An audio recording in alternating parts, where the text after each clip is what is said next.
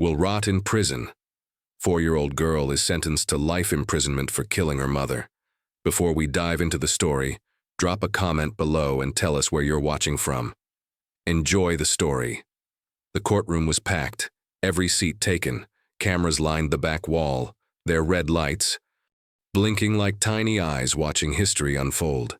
Reporters leaned forward, pens poised, waiting for the words that would define this case forever. Judge Margaret Holloway sat behind the bench, her hands folded tightly in front of her. She looked down at the papers before her, then up at the small figure sitting in the defendant's chair. A child, 4 years old, barely tall enough to see over the table. Her name was Eden Clark. The air in the room felt heavy. No one moved. No one whispered. The silence was suffocating. Judge Holloway cleared her throat. Her voice, usually firm and commanding, wavered just slightly. Eden Marie Clark, she began, pausing as if the name itself was too painful to say. You have been found responsible for the death of your mother, Rebecca Ann Clark. This court has reviewed all evidence, all testimonies, and all expert opinions. She stopped. Her eyes flickered toward the little girl, who sat perfectly still, staring at nothing. The sentence of this court is life imprisonment, without the possibility of parole. Gasps rippled through the crowd. A woman in the front row covered her mouth. A man shook his head in disbelief. One reporter dropped her notebook. Life imprisonment for a 4-year-old. The gavel came down with a sharp crack, and the sound echoed like thunder. Sentence is executed, Judge Holloway said quietly. She stood quickly and left the courtroom without another word. Eden didn't move, she didn't cry, she didn't react at all. Her small hands rested on the table, her eyes fixed somewhere far away as if she wasn't even there. The cameras zoomed in on her face, blank, empty, unreadable.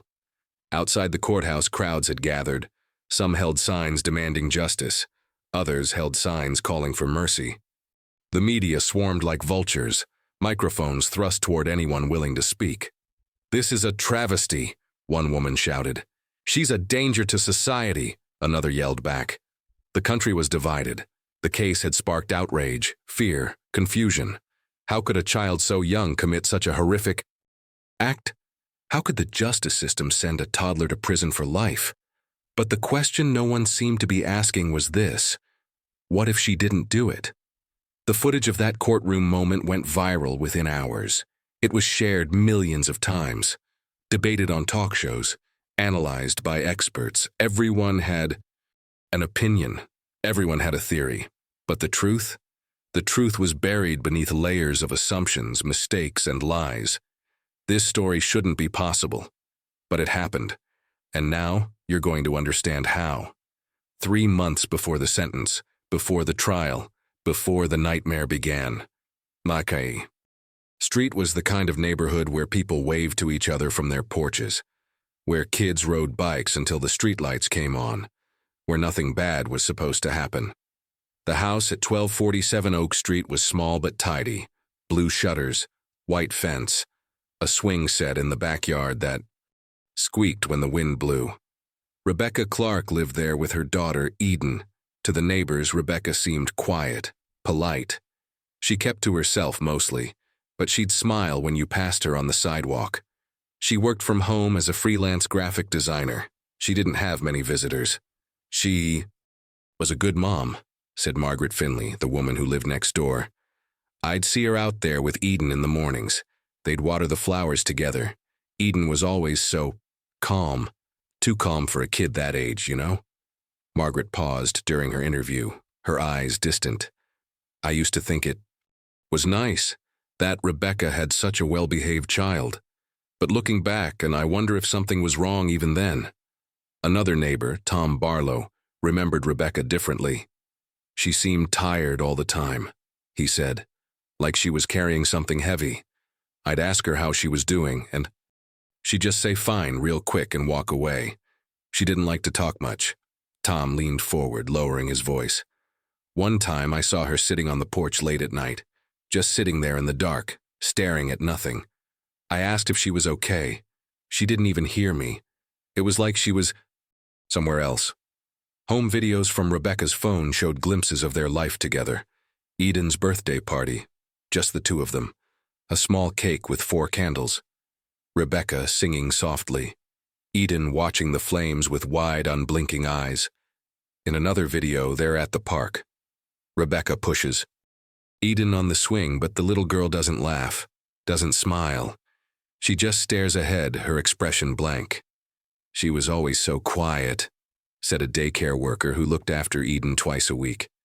Most kids that age, they're loud, energetic, running around. Not Eden. She'd sit in the corner and draw. For hours. She never played with the other kids. The worker hesitated.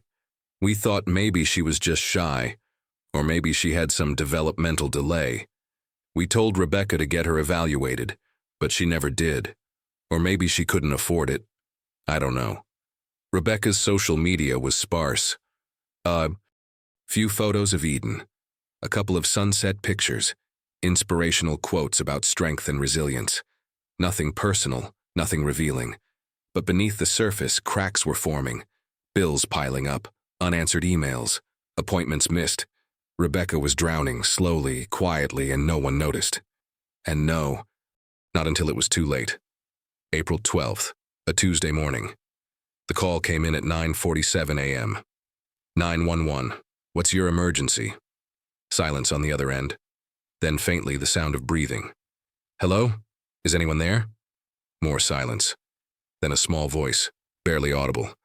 Mommy won't wake up. The dispatcher sat up straighter. Sweetie, where are you? Where's your mommy? On the floor. Okay, honey, what's your address? Silence again. The dispatcher could hear something in the background. A TV, cartoons playing. Sweetie, can you tell me your address? The numbers on your house? 1, 2, 4. The dispatcher traced the call. 1247 Oak Street. Police and paramedics arrived within 6 minutes. Officer Daniel Reeves was the first through the door. It was unlocked. The house was quiet, he said later. Too quiet. I called out, identified myself. No response. He stepped into the living room and froze. Rebecca Clark was lying face down on the floor near the coffee table. One arm stretched out, the other tucked beneath her. Blood pooled around her head. And sitting on the couch, perfectly still, was Eden. She was holding the phone, staring at the TV. Her clothes were clean, her hair was neatly brushed. I asked her what happened, Officer Reeves said. She didn't look at me, she just kept watching the screen. Paramedics confirmed what everyone already knew. Rebecca was dead, had been for at least an hour, maybe more. The medical examiner arrived shortly after. Dr. Lydia Brennan knelt beside the body, her gloved hands moving carefully over Rebecca's head. Blunt force trauma to the back of the skull, she noted. Consistent with a fall or a strike. She looked around the room. The coffee table had a sharp corner. There was a small smear of blood on the edge. Could have been an accident, Dr. Brennan said quietly. She could have tripped, hit her head. Officer Reeves pointed to a broken glass on the floor near the kitchen. There's this, and the chair by the table is tipped over. The scene was catalogued, photographed, measured, but the more they looked, the less it made sense. A neighbor reported hearing a loud thud around 8:30 that morning, then a crash like something breaking, then nothing, no screaming, no shouting, just silence. Eden was taken to the station for questioning. A child psychologist was called in. They sat in a small room with soft lighting and toys scattered on the floor. Eden, can you tell me what happened this morning? The psychologist asked gently. Eden didn't answer. She picked up a crayon and started drawing on a piece of paper. Did your mommy fall down? Eden kept drawing. Did someone come to the house? Nothing. The psychologist tried for 20 minutes. Eden drew 3 pictures. One showed a woman lying down. Another showed a house. The third showed a bird. A black bird. When they asked her about the bird, Eden looked up for the first time. He was there, she whispered. Who was there, sweetheart? But Eden didn't say anything else. She went back to her drawing, her small hand moving the crayon in slow, deliberate strokes. Later that night, Detective Laura Hines reviewed the scene photos. Something bothered her. She couldn't put her finger on it. The position of the body, the blood pattern, the glass. It all looked like an accident. But then why did it feel so wrong? She pulled up the recording of Eden's 911 call and listened again. "Mommy won't wake up." The voice was calm, too calm, like she was reading from a script. Detective Hines leaned back in her chair and stared at the ceiling. What really happened in that house? She muttered to herself. And then a darker thought crept in. What if she wasn't alone? The investigation moved quickly. Too quickly, some would say later. Within 48 hours, dozens of people had been interviewed. Police officers, social workers, neighbors, paramedics.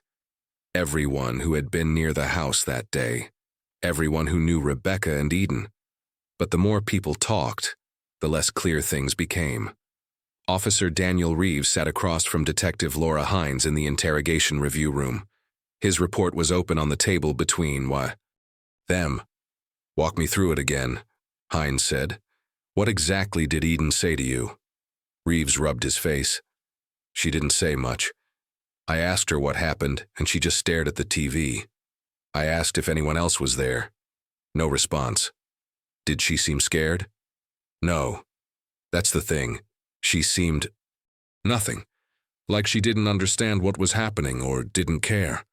Hines frowned. "Your report says she told you her mom fell." Reeves hesitated. "She might have.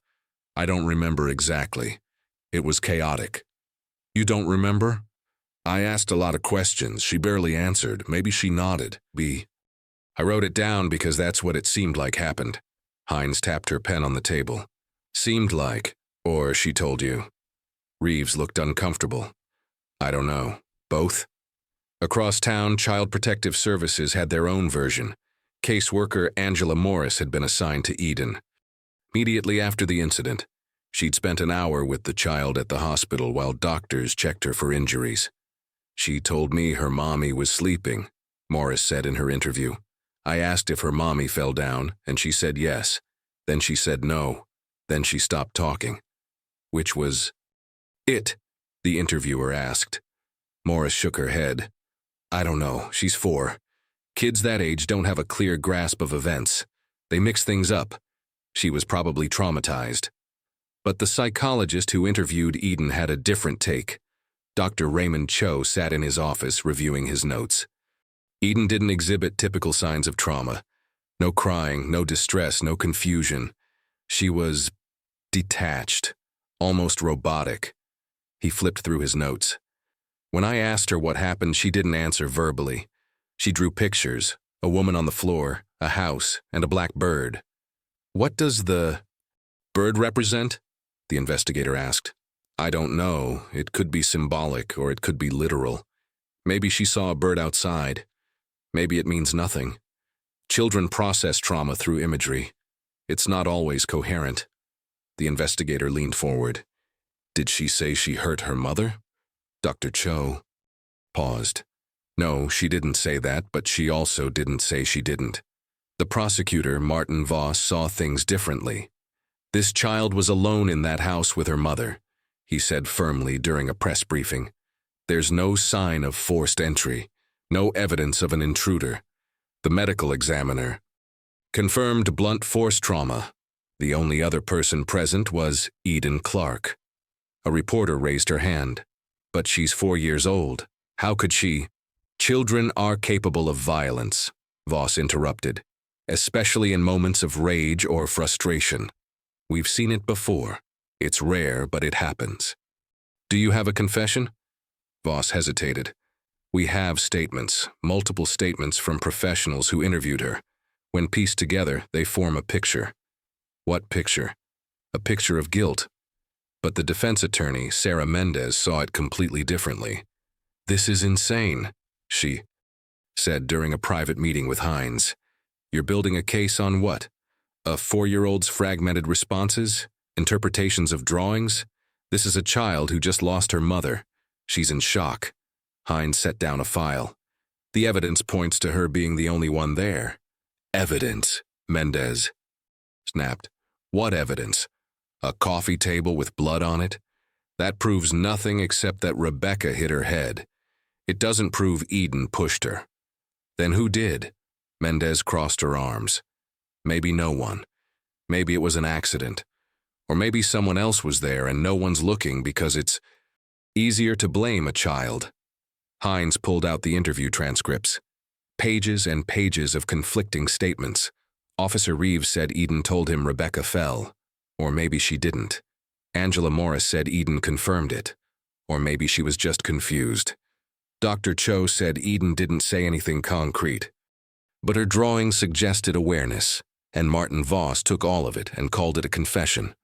Hines stared at the pile of paperwork. Every statement contradicted the next. Every witness remembered something different. The truth was slipping away. And worst of all, the official report had been written in pen, with crossouts, corrections, notes scribbled in the margins. The record was contaminated. Whatever really happened in that house was now buried under layers of interpretation, assumption, and error. And a little girl sat in a foster home, silent as ever, while the adults fought over what she did or didn't say. The physical evidence told a story, but like everything else in this case, no one could agree on what that story was. Dr. Lydia Brennan, the medical examiner, stood in the forensics lab reviewing photographs of the scene. She pointed to the coffee table.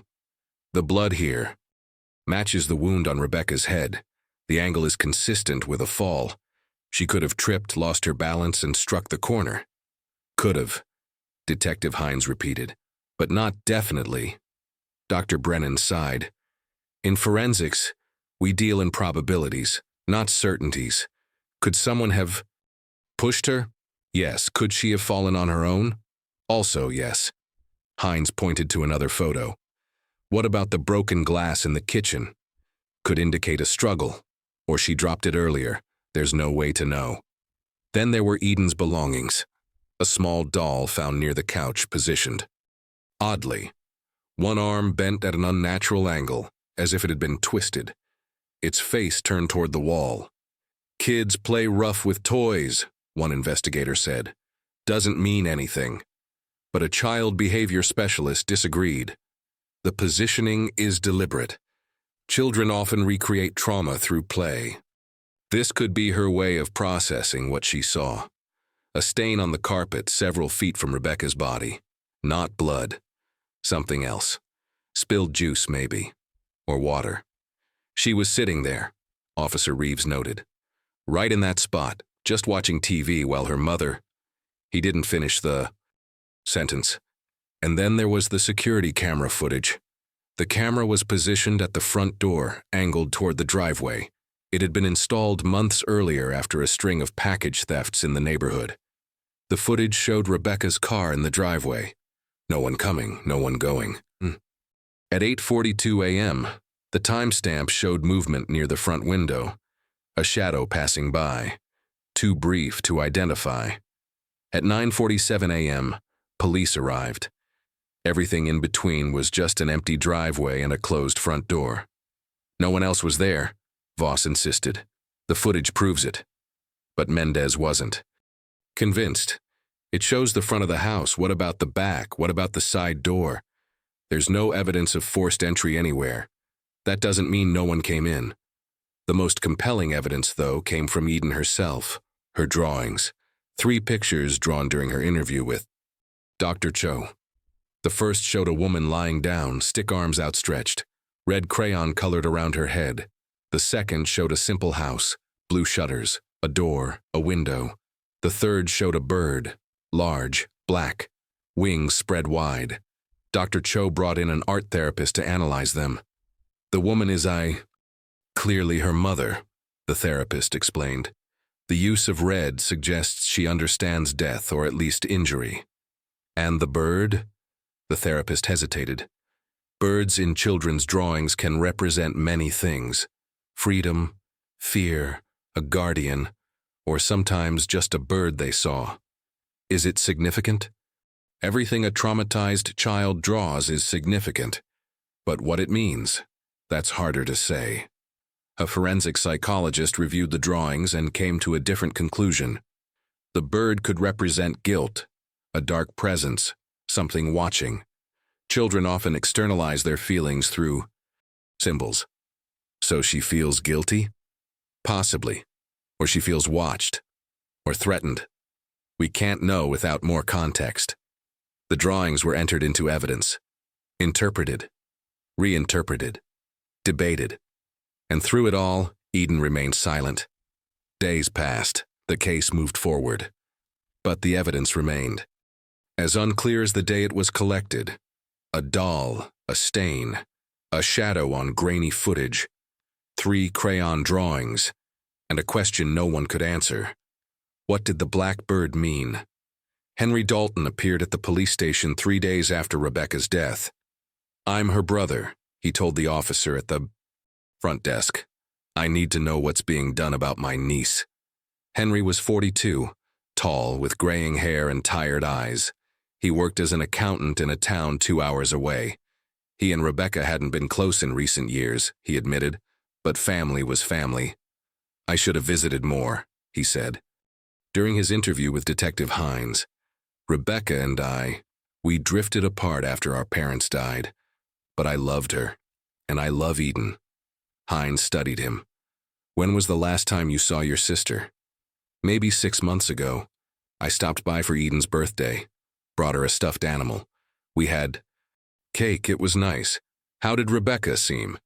Henry hesitated. "Stressed. She said money was tight, work wasn't going well. I offered to help, but she refused. She always refused." "And Eden?" "Quiet, like always. She barely said a word the whole time I was there." Hines made a note. "Where were you?" "On the morning of April 12th. "At work. I can provide my time card, security footage, whatever you need." He leaned forward. "I want to help. I want to take care of Eden. She shouldn't be in the system. She should be with family." On paper, Henry seemed like the ideal guardian. Stable job. Clean. Record. No history of violence or substance abuse. But something about him bothered Hines. She pulled his phone records. He'd called Rebecca's number 17 times in the 2 weeks before her death. Most went unanswered. When asked about it, Henry shrugged. "I was worried about her. She wasn't responding to my texts. I thought maybe something was wrong." "And was it?" "I don't know. She never picked up." Hines dug deeper. Neighbors on Oak Street were interviewed again. One of them, Tom Barlow, remembered seeing a car parked down the street a few times in the weeks before Rebecca's death. "Dark sedan. Didn't recognize it. Just sat there for a while, then left." "Did you see who was driving?" "No. Tinted windows." Hines pulled traffic camera footage from the nearby intersection. Sure enough, a dark sedan had passed through multiple times. Registered to Henry Dalton. When confronted, Henry's expression didn't change. "I drove by a few times. I was worried about her. I wanted to check in, but I didn't want to intrude. So I just drove by." "That's not intrusive?"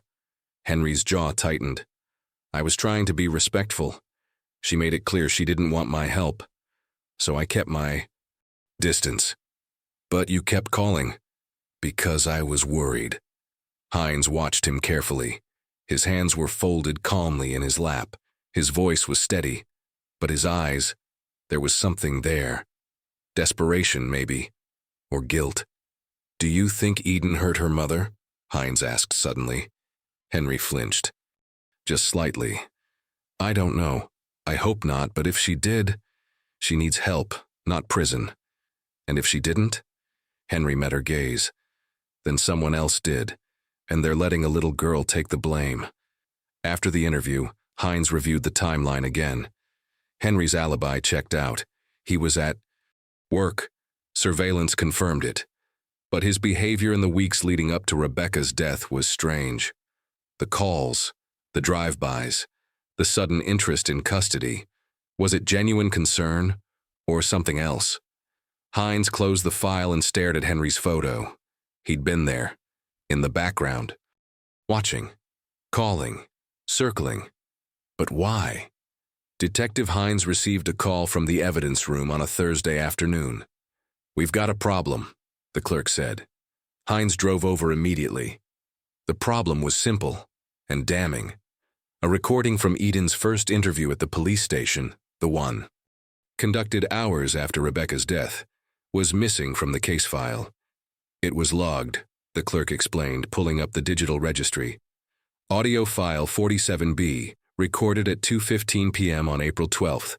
Duration, 18 minutes. Where is it? That's the problem. It's not in the system. Not on the backup drive. Nowhere. Hines felt her stomach drop. How does an entire recording just disappear? The clerk shrugged. Someone deleted it, or moved it, or it was never uploaded properly in the first place. Who had access? Everyone on the case. Officers, detectives, the prosecutor's office. It says there's no log of who accessed it last. Hines sat down heavily. 18 minutes, the first interview. Potentially the most important piece of evidence in the entire case. Gone. She called Martin Voss immediately. "We don't need it," Voss said dismissively. "We have the written transcript." Officer Reeves documented everything she said. A transcript isn't the same as audio. Tone matters. Context matters. The transcript is sufficient for trial. Martin, an entire recording is missing. Doesn't that concern you? There was a pause. These things happen. Technology fails. It's unfortunate, but it doesn't change the facts. Hines hung up, furious. 2 days later, the missing audio surfaced. Not in the evidence room, not in the prosecutor's files, on the internet. A local news blog posted a partial clip, 4 minutes and 37 seconds, claiming it had been leaked by a source inside the department. The clip went viral within hours. In it, a young voice could be heard. Quiet, hesitant. "Did you push Mommy?" a male voice asked. Officer Reeves. Silence. "Eden, I need you to tell me. Did you push her?" I don't. It's okay, you can tell me. Did you push Mommy? Push down?" A long pause. Then barely audible. "Yes." The clip ended. The media exploded. "Child confesses to murder," the headline screamed. Talk shows played the audio on repeat. Legal analysts debated its validity. The public was outraged, some demanding justice, others demanding mercy. But Sarah Mendez, Eden's defense attorney, saw something else entirely. She listened to the clip a dozen times. Then she brought in an audio forensic expert. "There's a cut," the expert said, pointing to the waveform on his computer screen. "Right here. The audio jumps. It's been edited." "Are you sure?" "Positive. Whoever leaked this removed parts of the conversation. We're not hearing the full exchange." Mendez's hands trembled as she gripped the desk. "So this confession might be taken completely out of context." "Not might be. It is. You can hear the leading questions. The pauses where she's probably not responding the way he wants, and then conveniently we get a yes with no follow-up." Mendez filed an emergency motion to suppress the audio. But the damage was done. The public had heard it. The jury pool was tainted, and the full, unedited recording, still missing. Hines launched an internal investigation to find out who leaked the partial clip and why the original had vanished. But the answers never came. Someone had controlled the narrative, shaped the evidence, buried the truth. And now, a 4-year-old's entire future hinged on 4 minutes of manipulated audio. Dr. Elizabeth Garner was a specialist in childhood trauma and memory. She'd been called in by the defense to evaluate Eden's statements. She sat in her office, reviewing transcripts, audio clips, and interview notes. Then she looked up at Sarah Mendez with grave concern. "This child was led," Dr. Garner said bluntly. Mendez leaned forward. "Explain." "Children Eden's age are highly suggestible. Their memories are still forming. When an authority figure asks them questions a certain way, they'll often say what they think the adult wants to hear." She pointed to the transcript of Officer Reeves's interview. "Look at this. Did you push Mommy?" That's a yes or no question, but then he asks again and again. Each time, the phrasing gets more direct. more insistent. By the fourth time, Eden says yes. But was that a genuine answer, or was she just trying to make him stop asking? The prosecution claims it's a confession. Dr. Garner shook her head. It's compliance, not admission. There's a huge difference. She pulled up another interview, this one with the child psychologist, Dr. Cho. Notice how he asks open-ended questions. Can you tell me what happened? Eden doesn't answer verbally. She draws. That's actually a more reliable form of communication for a child her age under stress. And the drawing of her mother on the floor? That shows she witnessed something traumatic. It doesn't show she caused it. Mendez shuffled through more papers. What about the other interviews, the ones with CPS? Dr. Garner sighed.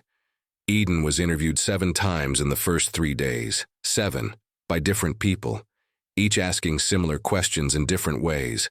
By the 3rd interview, she started repeating phrases. What kind of phrases? Mommy fell down. I was there. It was bad. Those exact words show up in multiple transcripts, almost word for word. So she's repeating what she's been told? Or what she thinks she's supposed to say? Children in trauma will echo the adults around them. It's a coping mechanism. It doesn't mean they're lying. It means they're trying to survive. Mendez rubbed her temples. Can you testify to this? Absolutely. But the prosecution will bring their own expert who will say the opposite. And they did. Dr. Philip Strauss was a forensic psychologist hired by Martin Voss. He reviewed the same materials and came to a completely different conclusion. Eden Clark understood what she did, Dr. Strauss testified during a pretrial hearing. Her drawings show awareness. Her statements, while inconsistent, contain admissions of presence and responsibility. But Dr. Garner argues she was led, Mendez countered. Dr. Garner is incorrect. Children can and do confess to crimes. The fact that questions were repeated doesn't invalidate the answers. Even when the child is 4 years old? Age doesn't preclude guilt. The judge listened to both experts, reviewed the evidence, and made a ruling. The statements are admissible. The jury will decide their weight. Mendez left the courtroom defeated. Back at her office, she watched footage of Eden in foster care. The little girl sat alone in a room, coloring quietly. A caseworker tried to engage her. What are you drawing, Eden? No response. Is that a bird? Eden looked up briefly, nodded, then went back to coloring. The caseworker tried again. Can you tell me about the bird? Eden's crayon stopped. She stared at the paper for a long time. Then, in a voice so soft it was almost a whisper, she said, He watches. Who watches? But Eden didn't answer. She picked up a black crayon and colored over the bird until it was just a dark smudge on the page. Mendez paused the video. A child who barely spoke, who repeated phrases she'd been told, who drew the same symbols over and over. Was this guilt, or was this a little girl drowning in a system that refused to hear her? 3 weeks before the trial, Sarah Mendez received a package in the mail. No return address. Just a manila envelope with her name written in neat block letters. Inside was a report, 32 pages, stamped with the official seal of the county mental health services. A psychological evaluation of Eden Clark, dated April 15th, 3 days after Rebecca's death. Mendez had never seen it before. She read it twice, then called Detective Hines immediately. Did you know about this? Mendez demanded. Hines was silent on the other end. What report? A psych eval, conducted by Dr. Raymond Cho. It says Eden shows signs of extreme dissociation consistent with witnessing trauma, not causing it. It recommends she be treated as a witness, not a suspect. Hines exhaled slowly. I never saw that. How is that possible? It's in the county system. It should have been in the case file. Send it to me, now. Mendez scanned and emailed it immediately. When Hines pulled up the case database, she found the report listed, but it had been marked as non-essential and filed under a different case number. A clerical error, the system claimed. But Hines didn't believe in coincidences. She called Dr. Cho directly.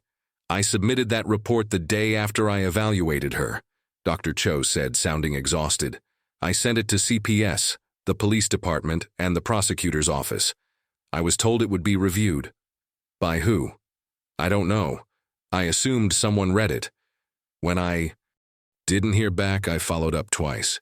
Both times I was told the case was proceeding as planned." "Did anyone ask you to testify?" "No. I offered. They said my testimony wasn't needed." Hines felt her anger rising. "Your report directly contradicts the prosecution's theory." "I know," Dr. Cho said quietly. "That's probably why no one wanted to hear it." Mendez filed a motion to introduce the report as evidence. Voss fought it. "This report is speculative," he argued in court. Dr. Cho spent less than an hour with the child. His conclusions are based on limited observation and subjective interpretation. "He's a licensed psychologist," Mendez shot back. "His evaluation is thorough and professional. The only reason it wasn't included is because it didn't fit your narrative." The judge reviewed the report in chambers. When he returned, his face was unreadable. "The report will not be admitted," he ruled. "Dr. Cho's evaluation was conducted too early in the investigation to be considered reliable. The jury will not hear it." Mendez stood frozen. "Your Honor, this is exculpatory evidence." "My ruling stands, Counselor." Outside the courtroom, Mendez found Dr. Cho waiting. "I'm sorry," he said. "I tried." "This isn't your fault," Mendez replied, though her voice was hollow. But Dr. Cho wasn't the only one who tried to speak up. A week later, Mendez tracked down Jennifer Ortiz, the CPS caseworker who'd been assigned to Eden during the initial intake. "I filed a concern report," Jennifer said, sitting across from Mendez in a coffee shop. "I stated clearly that Eden exhibited behavior consistent with fear, not aggression. I recommended she be placed in therapeutic care, not treated as a criminal suspect." "What happened to that report?" Jennifer laughed bitterly. "It was reviewed and noted. That's bureaucrat speak for we read it and ignored it." "Did anyone follow up with you?" "Once. An investigator called and asked if I stood by my assessment. I said yes. He thanked me and hung up. Never heard from him again." Mendez wrote it all down. Every ignored report, every dismissed evaluation, every voice that tried to tell the truth and was shut down. The pattern was clear. The system had decided Eden was guilty, and any evidence that suggested otherwise was buried, dismissed, or conveniently lost. The trial was days away, and the truth had been locked out before it even began. Sarah Mendez knew she needed more than ignored reports. She needed context. She needed to understand who Rebecca Clark really was. She started digging into Rebecca's life, medical records, therapy notes, old emails. What she found painted a very different picture than the one the prosecution was presenting. Rebecca had been in therapy for 2 years before her death. Her therapist, Dr. Nora Wilkins, was bound by confidentiality, but after Rebecca's death, certain records could be subpoenaed. Mendez obtained them through a court order. The notes were heartbreaking. Patient reports ongoing feelings of worthlessness, states she is failing as a mother, expresses concern she is too broken to care for her daughter properly. Patient discloses history of domestic violence from ex-husband, states she still has nightmares, difficulty sleeping, hypervigilance. Discussed patient's isolation. She has no support system, family estranged, friends distanced, feels trapped. Mendez sat in her office, reading page after page. Rebecca wasn't just stressed. She was drowning, depressed, traumatized, alone. And then there was the ex-husband, Marcus Clark, Eden's father. He'd left when Eden was 6 months old, moved to another state, paid sporadic child support when he remembered. Hadn't seen his daughter in over 3 years. Mendez found his number and called. "I don't know what you want from me," Marcus said, his voice flat. "I wasn't there. I didn't have anything to do with what happened. I'm not accusing you of anything. I just need to understand Rebecca's state of mind." Marcus was quiet for a moment.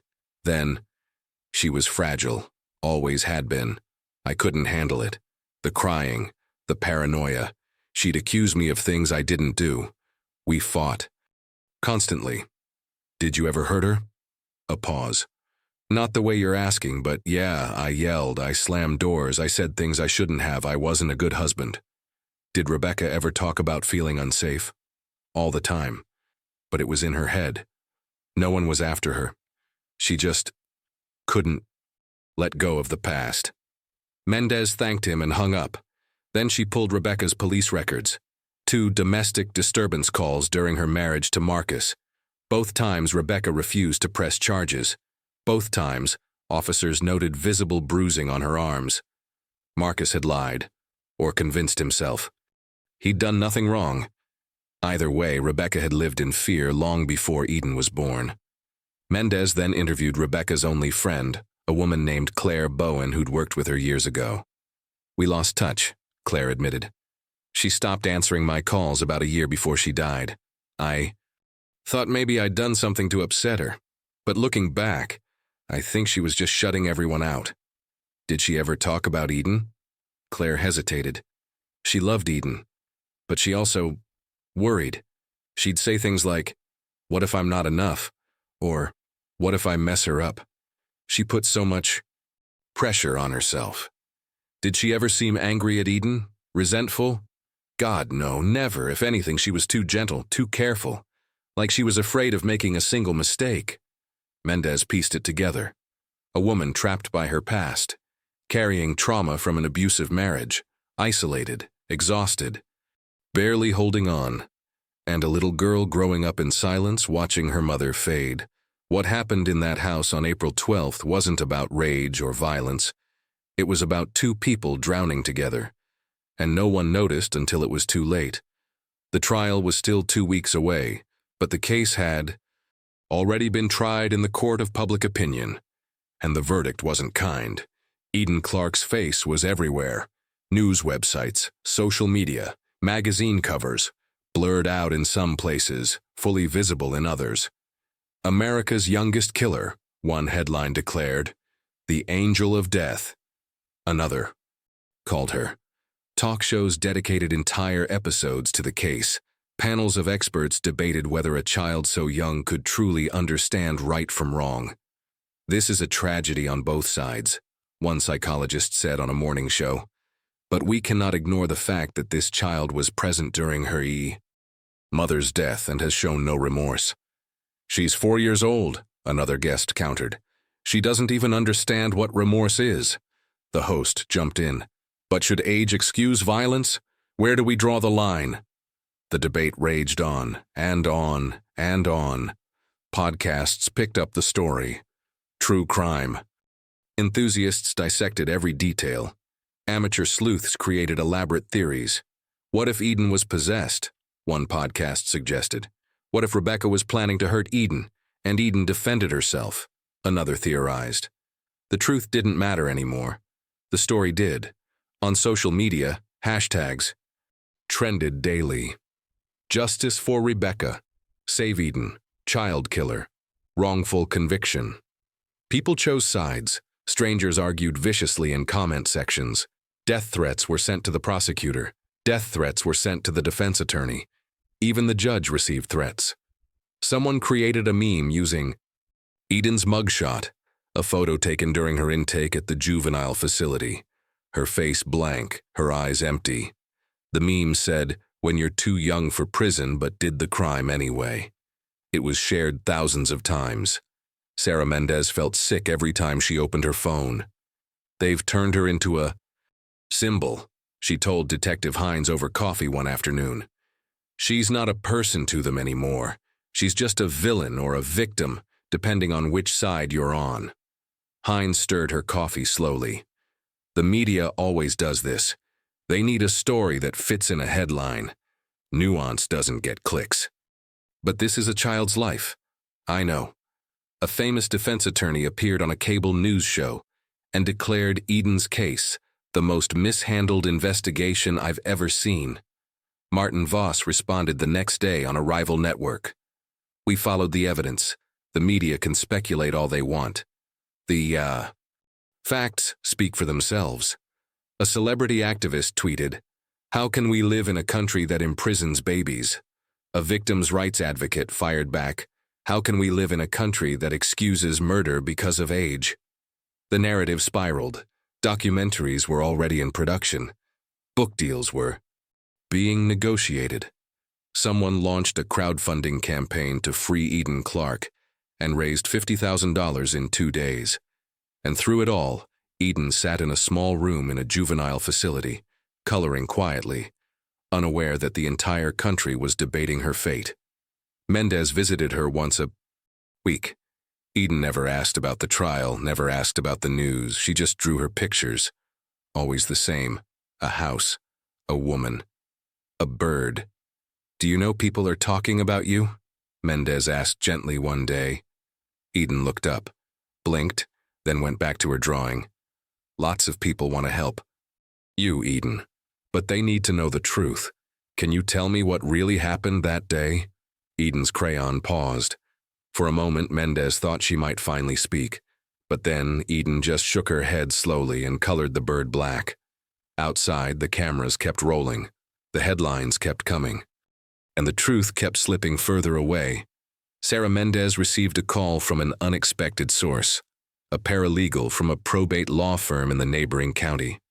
"I'm not supposed to be calling you," the woman said nervously, "but I think you need to know something about the Clark estate."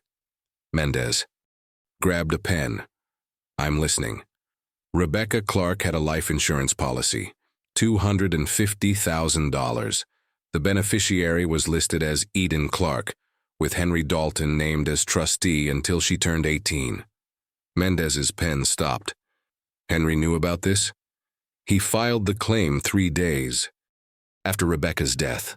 3 days, while Eden was being questioned. While the investigation was still unfolding, Henry had already started the paperwork. Mendez dug deeper. Rebecca's house was modest, but it was fully paid off, worth approximately $180,000. In her will drafted 2 years prior, she left everything to Eden, again with Henry as executor. If Eden were convicted as an adult or deemed unfit to inherit, the estate would go to the next of kin. Henry. Mendez pulled financial records. Henry's accounting firm had been struggling. He'd taken out 2 personal loans in the past year. His credit cards were maxed out. He needed money, and his sister's death had just made him a very wealthy man. Or it would if Eden were out of the way.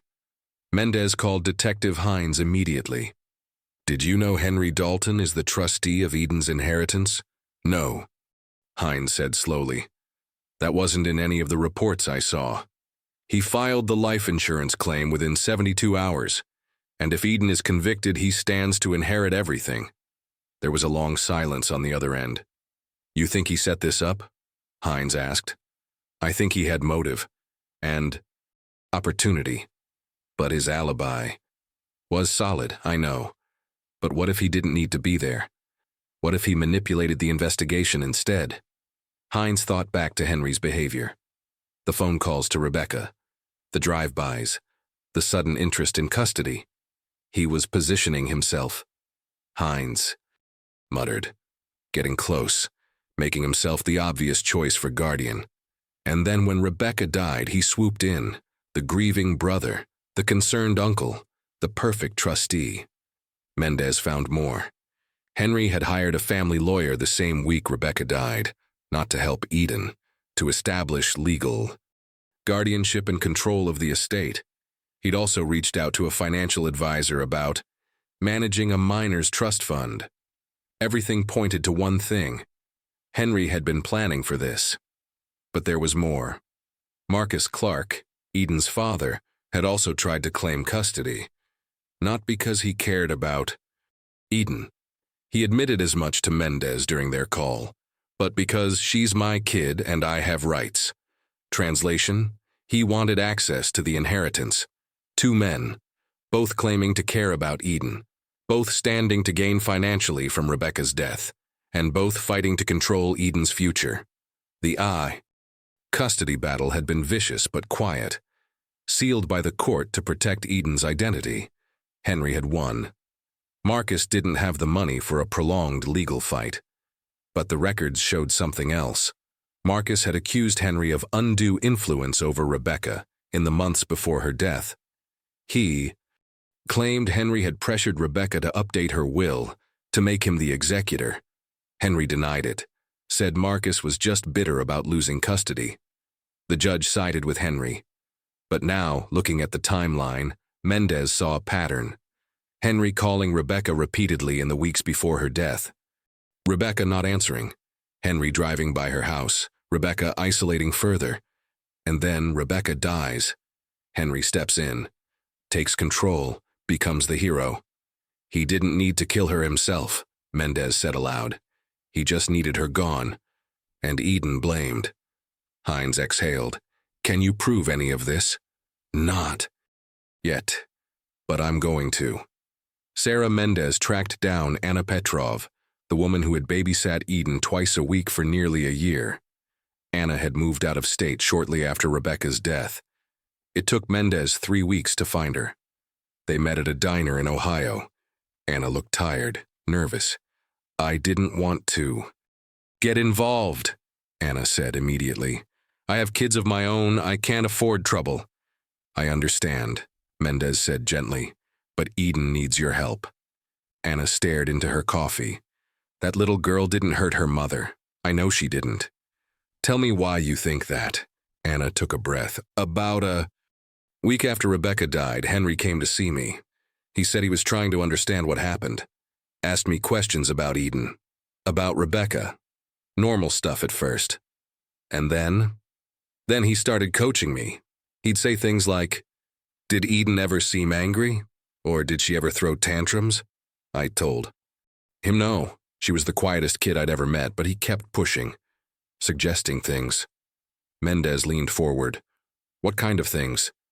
He said, kids that age don't always show their feelings. Maybe she was angry inside. And then he'd say, if someone asked you if Eden could have hurt her mom, what would you say? I told him I didn't know, I wasn't there. Anna's hands trembled as she gripped her cup. Then he said something that scared me. He said, sometimes the truth is hard to accept, but we have to be honest for Eden's sake. If people ask, just tell them what you saw. She was a quiet kid. Too quiet. You never know what someone like that is thinking. He was feeding you lines. Yes, and when I refused, he got cold, said I was being unhelpful, that if I cared about Eden, I'd cooperate with the investigation. Did you report this? Anna nodded. I called the police. Told them what? Henry said. They took my statement. A detective called me back and said they'd look into it. And? Nothing. No follow-up. No one ever contacted me again. When the trial date was announced, I called the prosecutor's office. Left 3 messages. No one called back. Mendez felt her chest tighten. Why didn't you come forward publicly? Anna's eyes filled with tears. Because I was scared. Henry knew where I lived. He had my phone number. And the one time I tried to help, I was ignored. What was I supposed to do? Mendez reached across the table and squeezed her hand. You're helping now. But Anna wasn't the only one. Mendez found 3 more people who had tried to speak up. A postal worker who saw Henry entering Rebecca's house 2 days before her death. He reported it to police. His statement was filed and forgotten. A former co-worker of Rebecca's who said Rebecca had confided in her that Henry was pressuring her about money. She tried to testify. The prosecution said her testimony was irrelevant, and a neighbor who heard raised voices coming from Rebecca's house the night before she died. A man's voice, and Rebecca saying, please, just leave me alone, the neighbor called. Then after Rebecca's death. The tip was logged, never investigated. Mendez compiled it all, pages and pages of ignored evidence, dismissed witnesses, leads that went nowhere. She filed a motion to introduce the new testimony. Voss objected immediately. These witnesses are coming forward now. Conveniently, after months of silence, their credibility is questionable at best. They came forward during the investigation, Mendez countered. They were ignored. The judge reviewed the records, the phone logs, the police reports. I see documentation that statements were received, he said. slowly, but I don't see evidence they were deliberately suppressed. They weren't investigated, Mendez argued. That's suppression by neglect. The judge was unmoved. The motion is denied. These witnesses had ample opportunity to present themselves earlier. The trial proceeds as scheduled. Outside the courthouse, Mendez sat on a bench, exhausted. Anna called her that evening. "I'm sorry I couldn't help more." "You tried," Mendez said. "That's more than most people did." "What happens now?" Mendez looked at the setting sun. "Now we go to trial, and we pray the jury sees what everyone else refused to." The trial lasted 6 days. The courtroom was packed every single day.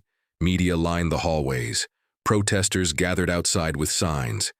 Martin Voss presented his case with confidence. He showed the crime scene photos, the blood on the coffee table, the position of Rebecca's body, the broken glass. He played the edited audio clip of Eden's confession. He called Officer Reeves, who testified that Eden had been calm, too calm, when he arrived. He called the medical examiner, who confirmed blunt force trauma. And he painted a picture of a troubled child who, in a moment of frustration or rage, pushed her mother to her death.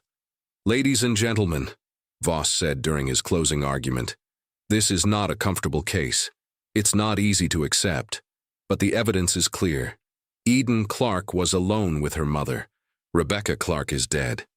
And Eden, in her own words, admitted to pushing her." Sarah Mendez fought back as hard as she could. She called Dr. Elizabeth Garner, who testified that Eden's statements were coerced. She presented Rebecca's therapy records, showing a woman struggling with depression and trauma. She highlighted the ignored reports, the dismissed witnesses, the manipulated evidence, and she pointed directly at Henry Dalton, seated in the gallery, and suggested that someone else had motive and opportunity. "This case is not about a dangerous child," Mendez argued. "It's about a system that chose the easiest answer instead of the right one. A system that failed a little girl who lost her mother and then lost everything else." The jury deliberated for 9 hours. When they returned, the forewoman stood. "We find the defendant responsible for the death of Rebecca Ann Clark." The courtroom erupted. Gasps, shouts, sobbing. Eden sat beside that. Mendez staring at her hands. Sentencing was scheduled for 2 weeks later. Mendez immediately filed an appeal. She cited procedural errors, suppressed evidence, and witness tampering. The appellate court reviewed the case for 3 months. Then, on a cold morning in November, the decision came. Down. Appeal denied. Mendez read the ruling in disbelief. "While the defense has raised concerns about the investigative process, we find no evidence of prejudicial error that would warrant overturning the verdict. The jury was presented with sufficient evidence to reach their conclusion," she called Detective Hines. They denied it. Hines sighed heavily. "I'm sorry, Sarah." "Sufficient evidence?" They ignored half the case. "I know." Mendez tried one more motion. A petition for reconsideration based on newly discovered evidence. Anna's testimony about Henry's coaching. The judge reviewed. In chambers. When he returned, his face was set. Motion denied. The witness had opportunity to come forward during trial. Her testimony does not constitute newly discovered evidence. Mendez stood. "Your Honor, please." "Counselor, this case has been thoroughly litigated. The verdict stands. Sentencing will proceed as scheduled." The gavel came down. Mendez walked out of the courtroom in a daze. Outside, reporters swarmed her. She pushed past them without a word. 2 weeks later, Eden Clark stood before Judge Holloway once more. "Eden Marie Clark, you have been found responsible for the death of your mother. This court sentences you to life imprisonment, with the possibility of parole after 25 years. Life. For a 4-year-old. The case was officially closed. But Sarah Mendez wasn't done. She returned to her office and pulled out every file, every photo, every piece of evidence. "There's something here," she muttered. "Something everyone missed." And then, buried in a folder marked miscellaneous, she found it. A still image from the security camera, time-stamped 8:17 a.m. on April 12th. She'd seen this footage before. Everyone had. But this time she looked closer. At the window reflection. At the shadow moving inside the house. At the timestamp. Eden wasn't home. Sarah Mendez stared at the image on her computer screen until her eyes burned. The security camera footage, the one that had been reviewed a dozen times, the one everyone said proved no one else was there. But they'd all been looking at the wrong thing. The camera was angled toward the driveway. It captured the front of the house, the door, the porch. Everyone had focused on that, on the fact that no one entered or exited through the front. But Mendez wasn't looking at the door anymore. She was looking at the window, the living room window, and the reflection in the glass. At 8:17 a.m., 17 minutes before the estimated time of Rebecca's death, there was movement inside the house. A shadow, a figure passing by, too tall to be Eden. Mendez zoomed in. The resolution was poor, grainy, but the shape was unmistakable, an adult, moving through the living room. She checked the timestamp again, 8:17 a.m. Then she pulled up another document, Eden's daycare log. Eden had been dropped off at Little Star's daycare at 7:52 a.m. that morning, signed in by Rebecca herself. Mendez's hands shook as she cross-referenced the address. The daycare was 12 minutes away from the house. Rebecca would have returned home around 8:10 a.m., which meant at 8:17 a.m. someone else was already there, or had arrived right after Rebecca left Eden. Mendez scrolled through more files, found the daycare director's statement, buried in a supplemental report that had been filed but never reviewed in court. Rebecca seemed rushed that morning. She dropped Eden off earlier than usual. Eden had her backpack and her stuffed bird. Rebecca said she'd pick her up after lunch. Stuffed bird. Mendez's heart pounded. She pulled up Eden's drawings again. The black bird, the one that appeared in every single picture. Not a symbol, not a metaphor. A literal bird. A stuffed animal. The one Eden carried everywhere. Mendez grabbed her phone and called the daycare. "This is Sarah Mendez, Eden Clark's attorney. I need to know, did Eden have a stuffed bird with her when she was picked up on April 12th? The director checked the records. "No. We logged her belongings when CPS came to get her. She had her backpack, a jacket, and a coloring book. No stuffed animal." "Are you sure?" "Positive. We document everything." Mendez hung up and pulled the crime scene photos. She went through them one by one. The living room, the kitchen, the hallway. No stuffed bird. She called Detective Hines. "Laura, I need you to check the evidence log. Was a stuffed bird recovered from Rebecca's house?" Hines put her on hold. 3 minutes later, she came back. "No, there's no stuffed animal listed. It was with Eden that morning. The daycare confirmed it, but it's not at the scene and it's not with Eden now." "What are you saying?" "I'm saying someone took it. Someone who wanted Eden to think about that bird, to draw it, to keep drawing it." Hines was silent. Mendez kept digging. She found another detail. Tiny. Almost invisible. The county mental health intake form for Eden, filled out the day after Rebecca's death. Under personal belongings, someone had written, "Patient became distressed when asked about Blackbird toy." Stated it was at the place, could not clarify. At the place. Mendez pulled up a map, started searching for facilities near Rebecca's house, pediatric clinics, therapy offices, community centers, and then she found it. Bright Horizons Behavioral Health Center, a children's mental health facility 3 miles from Oak Street. Their logo was a black bird, wings spread, exactly like the one Eden kept drawing. Mendez called them immediately. "I'm looking for patient records for Eden Clark. Was she ever treated at your facility?" The receptionist, hesitated. "I can't disclose that without a release. This is life or death, please." After a long pause, "Let me transfer you to our director." Dr. Monica Alvarez came on the line. "Ms. Mendez, I've been following Eden's case. I tried to reach out months ago, but no one returned my calls. Mendez closed her eyes. Tell me. Eden was enrolled in our early intervention program 6 months before her mother's death. Rebecca brought her in twice a week for behavioral therapy. Eden had severe attachment issues and selective mutism. Was she there the morning of April 12th? Yes, Rebecca called. Rebecca, the night before, and asked if we could take Eden for an emergency session. She said she needed a few hours alone. We had an opening at 7:30 a.m. Rebecca dropped her off and we kept her until 11 a.m.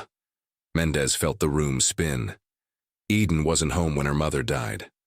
No, she wasn't. Then, how? Why did everyone think? Because no one asked. When CPS picked Eden up from our facility, they assumed she'd been home all morning. Our intake staff tried to clarify, but the caseworker was in a hurry, said they'd follow up later. They never did. Mendez pulled the CPS report, found the pickup, the log. Child retrieved from Bright Horizons facility at 1:15 p.m., transported to County Child Services. It was right there, in the official record, and no one had connected it. Mendez went back to the security footage, watched it again with fresh eyes. 8:17 a.m., a figure moving inside the house. Rebecca had just dropped Eden off. She was alone. Or so she thought. At 8:34 a.m., the shadow appeared again, this time near the front window.